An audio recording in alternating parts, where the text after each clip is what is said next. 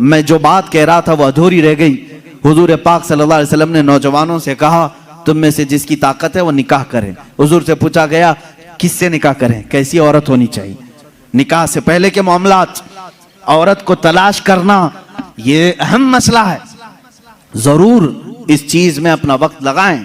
मैं नहीं कहता कि तलाशना नहीं चाहिए, तलाशें, इसलिए कि वो तुम्हारी नस्ल उससे चलने वाली है, तुम्हारा खानदान उससे आबाद होने वाला है।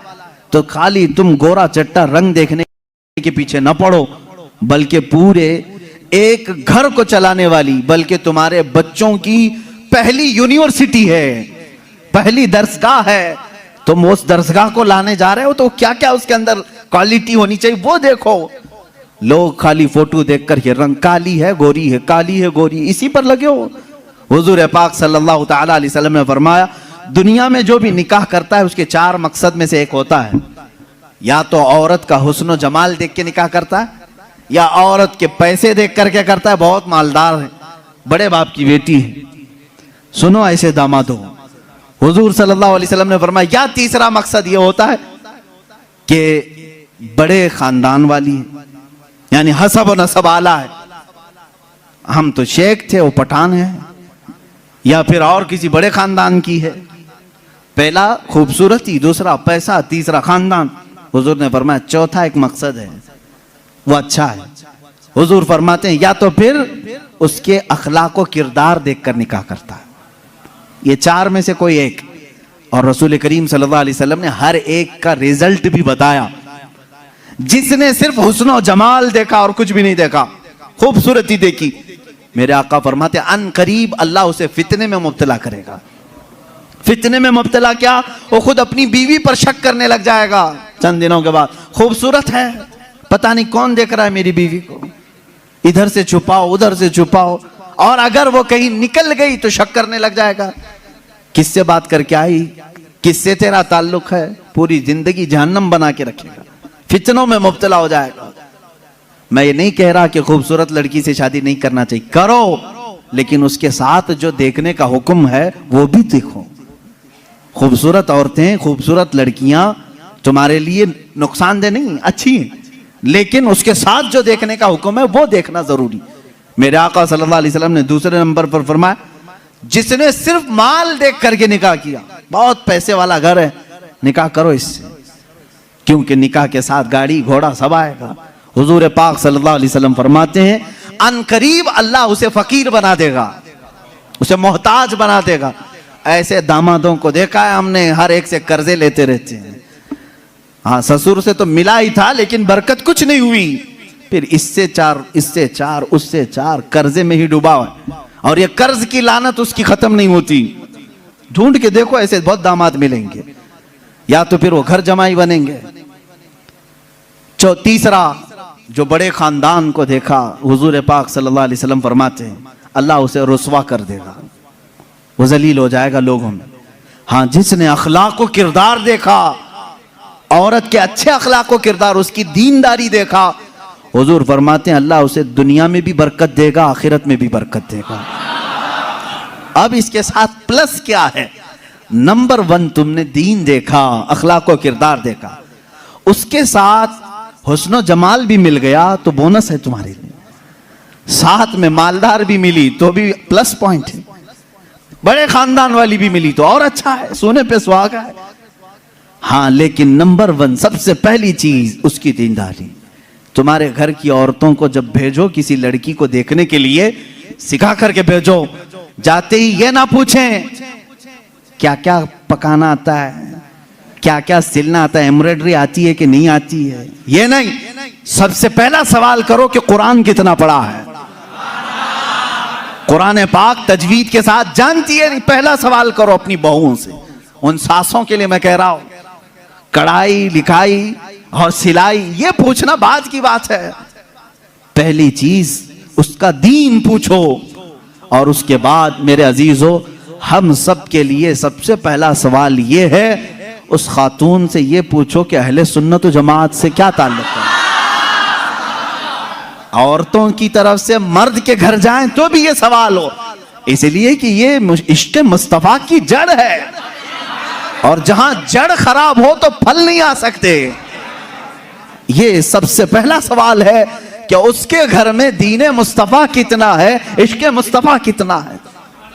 ये सबसे पहली चीज। अब याद रखना, जिस खातून को इस सवाल के साथ तुम लाए हो, उसकी जिंदगी पूरी अल्लाह रब्बुल इज्जत के जिम्मे करम पर है। फिर औलाद अल्लाह के जिम्मे करम पर है। हुस्न जमाल के साथ अल्लाह तुम्हें बाअखलाक औलाद अता करेगा, बाअखलाक औलाद अता करेगा। लेकिन ये तरीका शादियों का इस तरह से रखो, अगर लोगों को ये मालूम हो जाए ना, आज तुमने रिवाज बना लिया, लड़कियों को देखने आने से पहले सबसे पहले लड़के की अम्मा यही सवाल कर रही है, लड़के की बहन यही सवाल कर रही है, कुरान कितना पढ़ा है, तजवीद कितना पढ़ा है। 2-4 घरों में ये होने लग जाए तो देखो लड़कियों को सबसे पहले अब कुरान पढ़ाना शुरू कर देंगे। क्यों? सबको मालूम है नहीं पढ़ाएंगे शादी नहीं होगी। आज ये एम्ब्रॉयडरी क्यों करा रही हैं? इसलिए कि सवाल तुम पहले यही कर रहे हो, सिलाई आती है कि नहीं। सब लड़कियां सिलाई क्लास में क्यों जा रही? देखने वाले आकर के यही पूछ रहे हैं सिलाई कितनी आती, पकाई कितनी आती। इंडोनेशिया का माहौल मैंने देखा, इंडोनेशिया के हमारे बहुत सारे दोस्त हैं, सबसे ज्यादा मेरे ख्याल से हज पे आने वाले इंडोनेशिया के लोग। क्यों जानते हैं? वहां जो भी लड़की देखने के लिए जाते हैं या लड़के को लड़की वाले देखने आते हैं, पहला सवाल करते हैं हज किया है कि नहीं। हज किया है तो बाप अपनी बेटी देता है, हाजी को दे रहा हूं। और इसी तरह लड़का भी फख्र करता है, मेरे तकरीबन 100 से ज्यादा इंडोनेशी दोस्तों, सब की औरतें हज्जन है और वो खुद हाजी हैं। कहते हैं हमारे यहाँ शादी से पहले हज करा देते हैं, इसलिए कि इसी बेस पर शादी होती। ये कितने अच्छी चीज है कि दीन का सवाल हो रहा है, दीन पूछा जा रहा है।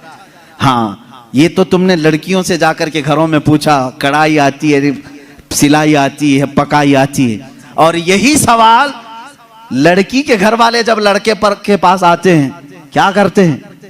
कौन सी ऑफिस में काम कर रहा है, परमानेंट जॉब है कि प्राइवेट जॉब है, कैसी जॉब है, ये सब सवालात तो है ही। लेकिन धीमे धीमे प्रॉपर्टी भी पूछते हैं, कहां कहां है, कितनी जायदाद है। खुद डायरेक्ट ना पूछे तो किसी से पूछवा लें, बाप की कितनी जायदाद है। ये सवालात हैं। इन बेसिस पर, इन बुनियादों पर जब शादियां होंगी तो खुरापात नहीं तो और क्या होगा।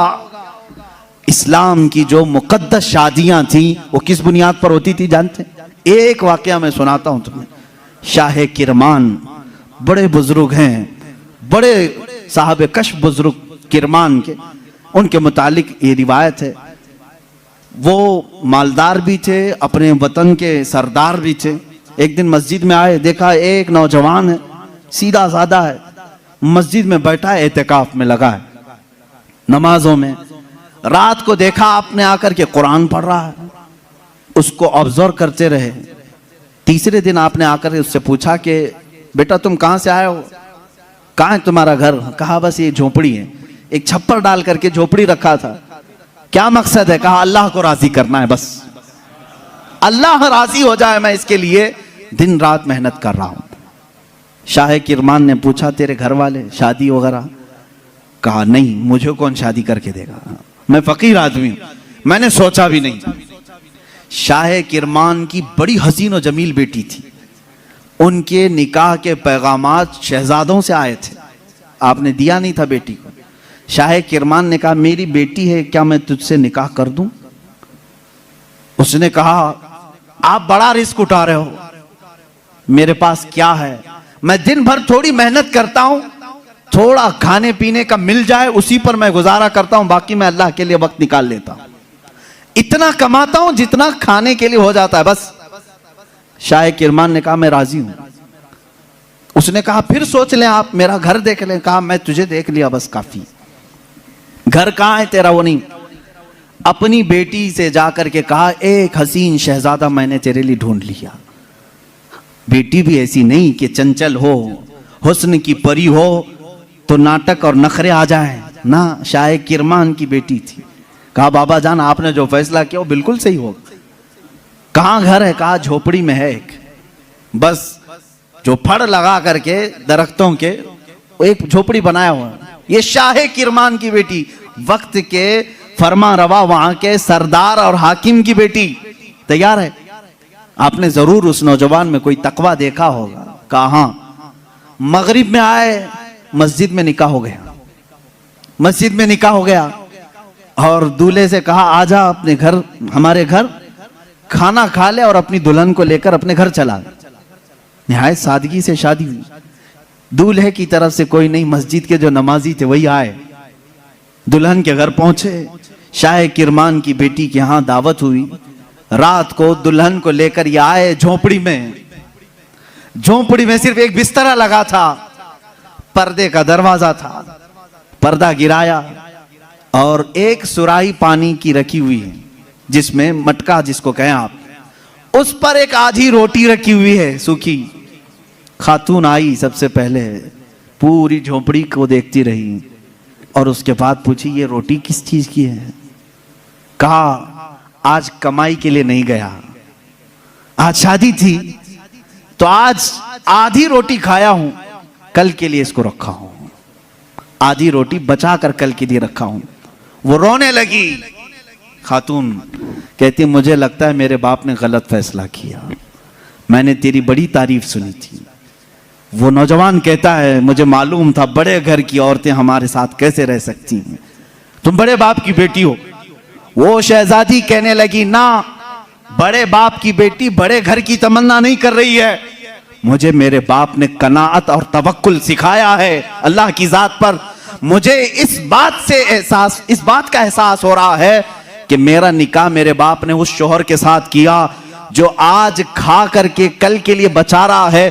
क्या तेरा इतना यकीन नहीं जो आज आधी रोटी दे सकता है वो कल भी तेरा रिस्क देगा? तवक्कुल तेरा क्यों नहीं अल्लाह की जात पर कि आज जो तुझे खिलाया वो कल भी खिलाएगा? तूने बचा करके इस तरह रखा तो मुझे एहसास हुआ। मेरे अजीजों, ये है वो इस्लामी शादियां, नौजवान इतना परहेजगार कि आई हुई खातून उससे बड़ी परहेजगार, उससे बड़ी मुतवक्किला, अल्लाह की जात पर यकीन रखने वाली। यहां सारी चीजें मैंने इसलिए सुनाए नौजवानों, जिंदगी सिर्फ हंसी खुशी खेल कूद पिकनिक सैर सपाटे के नाम नहीं, एक दूसरे की जिंदगियों में उतर जाने का नाम है, एक बहुत ही एतमाद के रिश्ते का नाम है। दोनों के दरमियान इतना एतमाद हो, इतना भरोसा हो। अब शोहर और बीवी का भरोसा, एक और भी बात मैं बताऊं, बीवियां भी सुन रही होंगी, औरतें भी। जो औरत अपने मर्द से मोहब्बत करती है और जो मर्द अपनी औरत से मोहब्बत करता, सिर्फ मोहब्बत करने वालों के लिए पैगाम है। क्या तुम ये चाहते हो कि तुम्हारी बीवी हमेशा तुम्हारे साथ रहे? यहां हो सकता है आप डर करके बोले या खुशी से बोले, कुछ भी बोलो आप, लेकिन जो मोहब्बत करने वाला वो कहेगा हाँ मुझे तो रहना है। बाकी जिसके लिए आफत है वो तो कुछ भी बोलेगा। औरतें जो मोहब्बत करने वाली, मैं ये कहूंगा, क्या तुम चाहती हो कि तुम्हारा शौहर भी हमेशा तुमसे मोहब्बत करे और तुम हमेशा उसके साथ रहना चाहती हो? तो मेरे अजीजों, बुजुर्गों ने लिखा है, वो कितने बेवकूफ हैं वो लोग जो आपस में एक दूसरे से मोहब्बत करते हैं। दुनिया में हर औरत चाहती है कि मेरा शौहर छोड़ के कहीं ना जाए। मर्द ये चाहता है कि मेरी औरत मेरे अलावा किसी और को न देखे। उन दोनों के लिए ये चाहिए कि कल क़यामत के दिन जब फैसला हो जाए, मेरे आका सल्लल्लाहु अलैहि वसल्लम ने फरमाया, अगर दोनों की नेकियां आ गई, पास हो गए, तो जन्नत में भी अल्लाह ताला उन्हें साथ रखेगा। और अगर उसमें से एक बेनमाजी था तो मर्द दोजख में जा रहा होगा, औरत जन्नत में जा रही होगी। औरत बेनमाजी थी, मर्द नमाजी था, मर्द जन्नत में जा रहा होगा, औरत दोजख में जा रही होगी। मैं ये समझता हूं मोहब्बत करने का एक तकाजा ये होनी चाहिए कि जब दुनिया में हम एक दूसरे को छोड़कर रहना पसंद नहीं करते तो एक दूसरे को नेकियों की इतनी तलकीन करो कि कल क़यामत के दिन भी नाम पुकारा जाए तो हमारा दोनों का नाम जन्नत में जाने वालों में हो। मैं भी उसके साथ हूं, वो मेरे साथ हो, ये मोहब्बत है। औरत को चाहिए कि अपने मर्द को नमाजों की तलकीन करे, मर्द को चाहिए कि अपनी औरत को नमाजों की तलकीन करे। ये है इस्लामी जिंदगी जिसमें आप खुशियों की और बहुत सारी मुसर्रतों की बहारें देखेंगे। अल्लाह के नबी सल्लल्लाहु तआला अलैहि वसल्लम की आइली जिंदगी और आपकी अज़दवाजी जिंदगी पर मुझे आज गुफ्तगू करनी थी। जो कुछ भी मैंने कहा है मेरे अजीजों, ये नमूने अमल है हमारे लिए। अल्लाह रब्बुल इज़्ज़त हमारे सबके बच्चों के मुस्तकबिल नेक फरमाए। हर आने वाली दुल्हन को मौला ताला आने वाले ये घर वालों के लिए बरकतों और रहमतों का जरिया बनाए और दोनों के घरों में इत्तेहाद और इत्तेफाक मोहब्बतें नसीब फरमाए। ना चाकी ना इत्तेफाकी तलाक जैसी बहुत सारी नहुसतों से अल्लाह हमारे घरों की हिफाजत फरमाए। अल्लाह रब्बुल इज़्ज़त हमारी इन महाफिल की बरकत से हर एक की जिंदगी खुशहाल फरमाए।